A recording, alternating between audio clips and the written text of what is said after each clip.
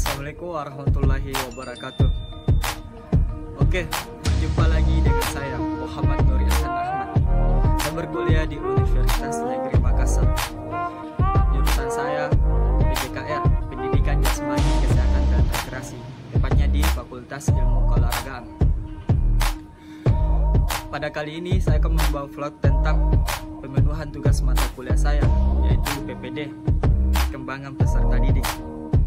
Di mana beberapa menit ke depan saya akan menjelaskan satu persatu poin penting dari 7 pokok pembahasan selama pembelajaran daring. Untuk itu, mari kita mulai dari yang pertama. Multiple intelligence. Multiple intelligence atau biasa disebut dengan kecerdasan ganda dapat diartikan sebagai kemampuan untuk memecahkan masalah. Artinya, setiap orang jika dihadapkan pada satu masalah, ia memiliki sejumlah kemampuan untuk memecahkan masalah yang berbeda sesuai dengan konteksnya.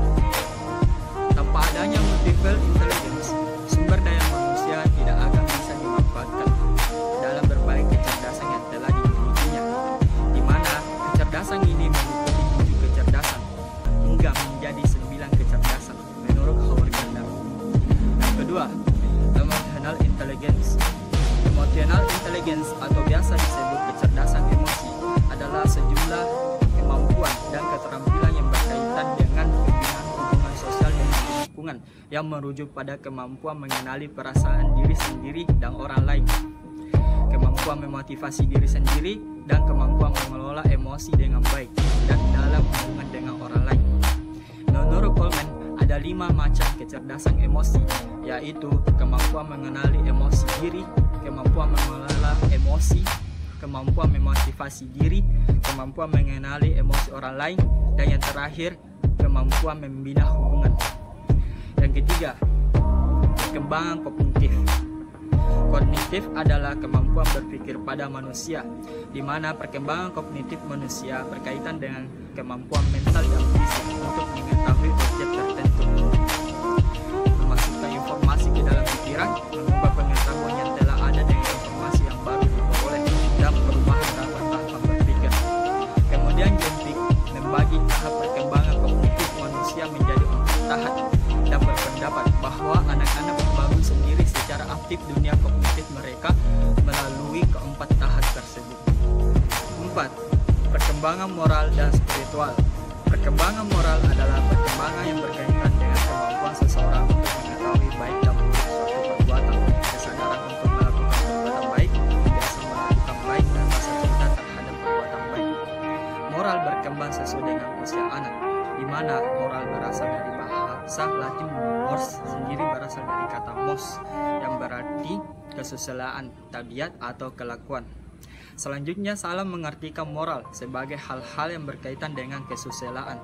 Sedangkan spiritual berasal dari bahasa Latin spiritus yang berarti nafas, udara, spirit memberikan hidup, menjiwa seseorang. Mempunyai kepercayaan atau keyakinan berarti mempercaya atau mempunyai komitmen terhadap suatu atau seseorang. Konsep kepercayaan mempunyai 2 pengertian. Pertama, kepercayaan didefinisikan sebagai kultur atau budaya dan lembaga keagamaan seperti Islam, Kristen, Buddha, dan lain-lain. Kedua, kepercayaan didefinisikan sebagai sesuatu yang berhubungan dengan ketuhanan, kekuatan tertinggi, orang yang mempunyai wewenang atau kekuasaan, sesuatu perasaan yang memberikan alasan tentang keyakinan, di mana perkembangan spiritual lebih spesifik membahas tentang kebutuhan manusia terhadap agama. 5. Perkembangan psikososial. Perkembangan psikososial adalah perkembangan yang berkaitan dengan emosi, motivasi, dan perkembangan pribadi manusia, serta perubahan dalam bagaimana individu berhubungan dengan orang lain. Jadi, perkembangan psikososial merupakan kepribadian yang saling berkaitan dengan hubungan sosial, di mana Erikson menyatakan bahwa pertumbuhan manusia berjalan sesuai dengan prinsip epigenetik yang menyatakan bahwa kepribadian manusia berjalan menurut 8 tahap.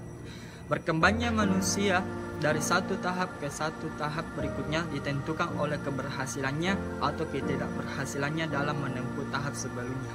6. Perkembangan bahasa. Bahasa merupakan alat pikiran dan komunikasi verbal untuk menyampaikan ide, konsep ataupun jalan pikiran juga merupakan alat komunikasi yang sering digunakan dalam berinteraksi sehari-hari, di mana bahasa berfungsi untuk menyampaikan maksud kepada orang lain dengan tatanan kata dan kaidah yang dapat dimengerti.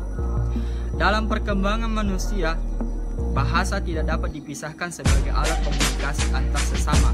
Sedangkan menurut Chomsky sendiri, bahasa diperoleh secara kodrati dan berjalan terus-menerus sesuai jadwal genetik yang berkembang. Artinya, perkembangan bahasa menyesuaikan dengan perkembangan tubuh atau biologis manusia. 7. Misbehave atau berlaku buruk didefinisikan sebagai perilaku yang dianggap tidak pantas dimunculkan pada situasi dan tempat tertentu, karena perilaku tersebut jelas berbahaya bagi orang lain atau lingkungan sekitar, terutama di lingkungan sekolah, khususnya di kalangan remaja, yang bertentangan dengan tata tertib kedisiplinan. Yang sering terjadi diantaranya tawuran, penyalahgunaan obat-obatan, bullying, pelecehan, perusakan terhadap fasilitas umum, begal, dan lain-lain. Maka, guru dan orang tua memiliki peran yang penting dalam pengawasan dan pemantauan, komunikasi dan konflik dalam keluarga.